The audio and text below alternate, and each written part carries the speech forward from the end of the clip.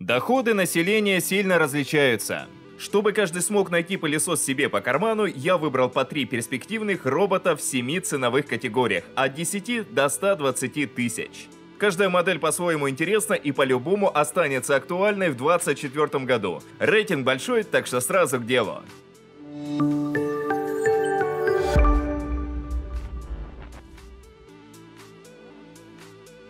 Начинаем с роботов эконом-класса стоимостью как новогодний пакет с продуктами. Звезд с неба не хватает, но с основными обязанностями справляются. 360 C50. Классическая шайба с глянцевой крышкой. Выглядит неплохо, даже представительно. Но главное достоинство – C50 хорошо сосет. Первые 15 минут мотор выдает 2600 паскалей. Затем аккумулятор разряжается и робот переключается на умеренные 1500 паскалей. При грамотном планировании можно пропылесосить собачий коврик. Тем более, что щетинистая щетка отлично собирает шерсть, пускай и наматывает на себя. Навигация простенькая. Зигзаг без построения карты. Влажная уборка профилактическая, несмотря на отдельный большой бачок. Mi Robot Vacuum i10 стоит чуть дороже, чем пакет с продуктами, но у него и функционал интереснее. На местности ориентируется как 360. Бегает зигзагом и вдоль стен. Бьется во что ни попадя, но при этом строит карту. Если, конечно, это можно назвать картой. Контейнер совмещенный с бачком и пылесборником, поэтому Mi Robot Vacuum i10 пылесосит и вытирает одновременно. Турбощетка не только с щетиной, но и с лепестками. Забивается волосами не так быстро. На коробке i10 нарисовано больше паскалей, чем у 360 C50, но я бы не стал обращать на это внимание. Рабочий блок фиксированный, да и в лаборатории этот пылесос еще не был. То ли дело от Well R70. У него плавающий скребок, который подбирает соринки с пола. Тестирование пылесос прошел успешно. На ламинате собирает крупный и мелкий мусор, ковры убирает только на поверхности, но шерсть вычесывает хорошо.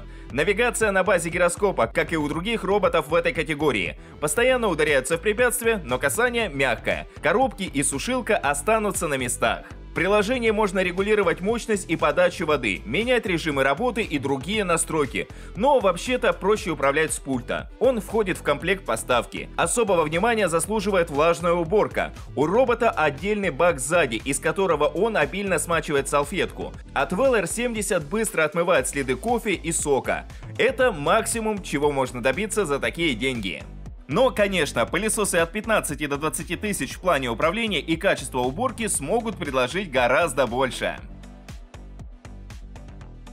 К примеру, EDIVAC Hybrid строит карту, на которой можно разграничить комнаты, обозначить целевые и запретные зоны, прямо как у робота с лидаром. Хотя навигация такая же топорная, как в эконом-классе. Ударяется в препятствие бампером, объезжает и продолжает маршрут зигзагом. У EDIVAC Hybrid современная щетка с плавающей рамкой и шторками. Она собирает мусор любого типа. Салфетка плотная и качественная, но смочить ее пылесос не успевает. Старайтесь помогать ему в этом деле, иначе толку от влажной уборки не будет. Камера утоплена в лицевую панель, и пылесос по-прежнему выглядит как таблетка, такой же тонкий и пронырливый. В общем, EDIVAC Hybrid — это именно та таблетка, которая полностью изменит вашу жизнь. Mi Robot Vacuum S10 не может похвастать столь лаконичной формой и, как видите, у него на крышке торчит лидар. Зато пылесос рисует точную карту и определяет высокие предметы. Например, ножки мебели, которые он аккуратно обметает. В приложении куча настроек, включая параметры для каждой комнаты. Привет пылесосам вдвое дороже. И режим движения буквой Y с проездами вперед-назад. Большая швабра неплохо вытирает полы, а вот насчет заявленной силы всасывания я бы не обольщался. Раструб не прилегает к полу, и 3 из 4000 паскалей уходят в паразитный подсос. На коврах Mi Robot Vacuum S10 бесполезен, а для ламината в самый раз. Кстати, в подборках с лучшими ценами, которые я делаю в телеграм-канале, часто фигурирует китайская версия этого робота Mijia 3C. Как вариант, если решите сэкономить пару тысяч. Но русифицировать придется самостоятельно. Инструкцию закреплю внизу. А на первое место в этой категории я поставил робота из недавнего обзора Dreamy F9 Pro. Производитель взял за основу хитовый Dreamy F9, урезал аккумулятор и сверху прилепил лидар. Теперь пылесос не врезается в стены, не тупит, обметает препятствия и в целом убирает быстрее. Заодно удалось решить проблему с черными коврами. Касательно главной интриги скажем прямо. Сохранить качество уборки могучего F9 в профессиональной версии, увы, не удалось. Но все равно F9 Pro убирает на уровне среднего класса, а стоит процентов на 40 дешевле. Ну а если у вас большая квартира с разными покрытиями, добро пожаловать в средний сегмент. Тут даже роботы с самоочисткой есть.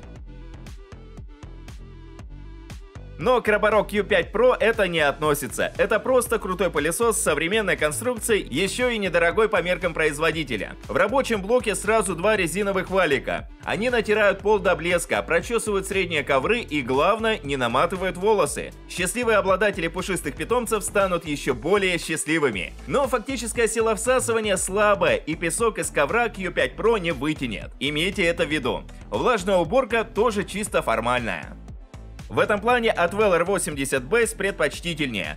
Навигация простенькая, хотя и более продвинутая, чем у аналогов. При столкновении робот обходит препятствия, возвращается на исходную траекторию и отмечает пройденный участок на пиксельной карте. R80 Base хорошо собирает мусор и песок на ламинате. Собаку можно смело брать на пляж.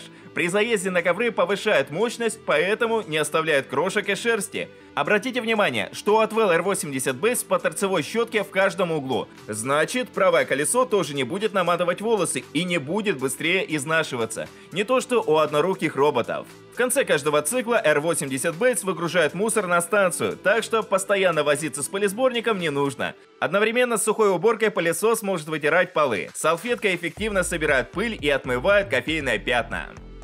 У Dreamy D9 Plus качество влажной уборки похуже. В последнее время Dreamy комплектуют роботов настолько тонкими салфетками, что они едва прилегают к полу. Поэтому D9 Plus, как F9 Pro, нужно рассматривать исключительно для сухой уборки. А вот с ней как раз все в порядке. Пылесос справляется с любым мусором, основательно вычищает средний ковер и выгружает мусор на станцию. На лицевой панели LiDAR, а в приложении карта с разбивкой на комнаты и зоны любого типа. Управлять несравненно удобнее, чем роботом с гироскопом. К тому же D9 Plus обметает ножки мебели, не оставляя возле них соринок. Как для робота с лидаром, навигация образцовая, но, конечно, не такая крутая, как у роботов с определением предметов, представленных в следующей категории.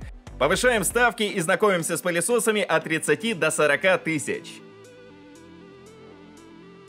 Midea S8 Plus при сравнительно низкой стоимости укомплектован станцией с мешком и вибромодулем. Салфетки ходят из стороны в сторону и быстро отмывают прилипшую грязь. Маркетологи поскромничали и нарисовали на коробке 4000 паскалей, хотя можно было написать и 8. Пылесос вычищает даже 10-миллиметровые щели, один из самых мощных на рынке. Две торцевые щетки повышают срок службы колес, а в приложении можно настроить параметры для каждой комнаты. Не будь у робота пары недостатков, он взял бы первое место. Недостаток номер 1. Щетинистая щетка, которая за одну уборку превращается в мохнатую котлету. Недостаток номер 2. Неоднозначные отзывы, поступающие на эту модель в последнее время. Если нас смотрят обладатели Midea S8 Plus, пожалуйста, напишите в комментариях, не отключается ли питание при работе вибромодуля на вашем экземпляре. Это поможет определиться тем, кто в поиске. У Debot N8 Pro Plus такая же плотная салфетка, как у Yeti VAC Hybrid, о котором я рассказывал 2 минуты назад. И он точно так же не успевает ее смачивать, так что до влажной уборки от Midea Debot далеко. Зато он определяет предметы на полу, объезжает бесхозные носки, забытые зарядки от телефонов и даже сюрпризы Рыжика. На коробку можно не смотреть, цифры скромные, но по факту робот-зверь. Вычищает глубокие щели, подбирает тяжелый мусор, собирает всю шерсть в контейнер. Хотя и на щетку наматывается, она лепестково-щетинистая. По сочетанию цены и качества Debot N8 Pro Plus один из лучших, но есть важный нюанс. Этот пылесос подходит только для гладкого пола, потому что фронтальный датчик сбоит при переходе с ламината на ковер. Учитывайте это при выборе. У Dreamy D10S Plus более современная навигация. Вместо простого TOF-датчика в бампере установлена камера с искусственным интеллектом. Она распознает большинство предметов и отмечает на карте соответствующими значками. На коврах работает щетка.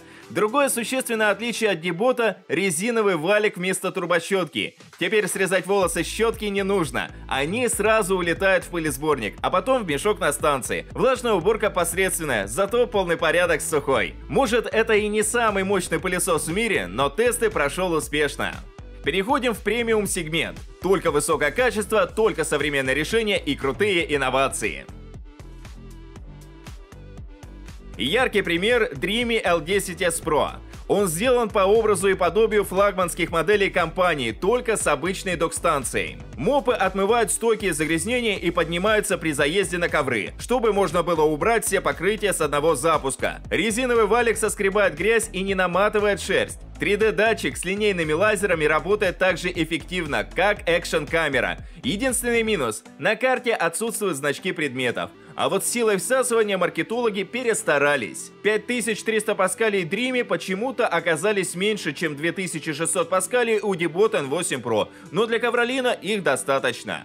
На коробке Roborock Q8 Max тоже написано 5500 паскалей, хотя по факту пылесос справляется только с 2-миллиметровой щелью, но на сухой уборке это не отражается. Два валика собирают 98% мусора на ламинате и на тонком ковре, и даже средний ковер зачищают на 85%. Результат почти такой же, как у королевского Roborock Q7 Max, который часто попадает в подборки и рекомендации в телеграм-канале. Если вы подписаны, наверняка это заметили. Так вот, результат почти такой же, зато есть фронтальный датчик, при помощи которого пылесос аккуратно объезжает большинство опасностей и отмечает их конусами. Еще мне понравилось, как Roborock Q8 Max отмывает пол. Он хорошо прижимает и обильно смачивает салфетку.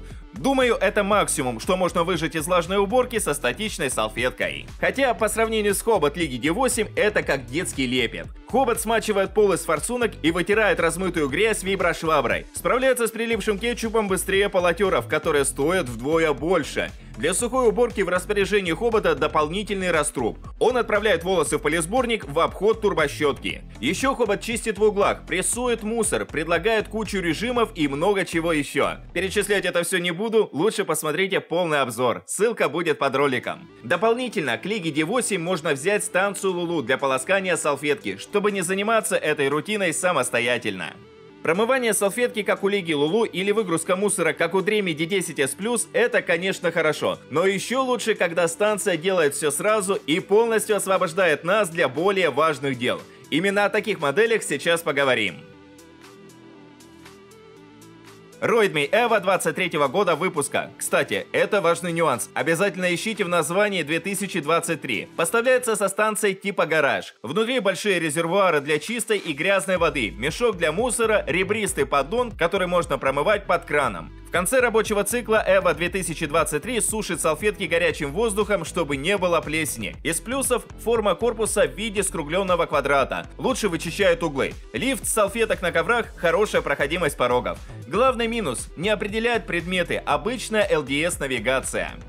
Гараж Redkey R20 куда более инновационный. На крышке есть сенсорный экран, прямо как у вашего планшета. Коннектимся с Wi-Fi и управляем без смартфона. Доступен весь выбор привычных функций. Можно настраивать карту, программировать отложенный старт, менять частоту выгрузки мусора и полоскания салфетки, выбирать холодную или горячую сушку. Но при желании можно и по старинке с телефона управлять. Сам робот тоже достоин внимания. Обходит предметы при помощи линейных лазеров, прочесывает ковры турбощеткой, поднимает салфетку аж на 2 см. Это рекордный показатель. При этом высота корпуса всего 90 мм. Redkey R20 выглядит очень перспективно. Постараемся привести его в лабораторию Best Robot. Не забудьте подписаться на телеграм-канал. Там я оперативно выкладываю результаты тестов.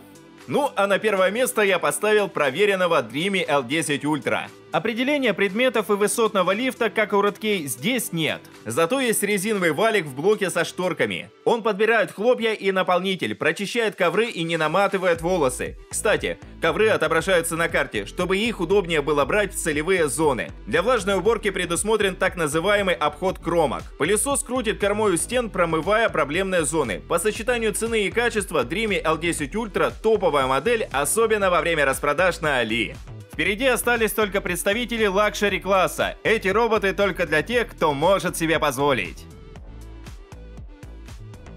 Вначале расскажу о Xiaomi X10 Plus. Это глобальная версия китайского Midge Omni, за который на Али просят 50 тысяч. Глобалка дороже, зато все официально и без тормозов приложения. X10 Plus выполняет все, что требуется All-in-One пылесосу. Пылесосит и моет одновременно, потому что салфетки поднимаются на коврах. Выгружает, полощет, сушит, доливает воду в бачок. Определяет и объезжает предметы, хотя и не отмечает их значками. В общем, золотая классика. Все, что нужно и ничего лишнего. У Roborock Q-Revo такой же функционал, но я его поставил выше. Производитель, можно сказать, ритуально сжег наработки прошлых лет. Отказался от виброшвабры и выгрузки мусора через через днище. Новый Кюрева выгружает мусор через боковой люк и делает это эффективнее своих предшественников, моет двумя салфетками, как и положено современному All-in-One. При этом роботу оставили фирменную рамку на двух подвесах и валик от модели 7 серии. Рабочий блок прилегает к полу максимально плотно, благодаря чему Кюрева вытягивает из ковров пыль и мелкий мусор. Навигация такая же, как у Roborock Q8 Max. Объезжает все, кроме маленького сюрприза, и отмечает значками препятствия.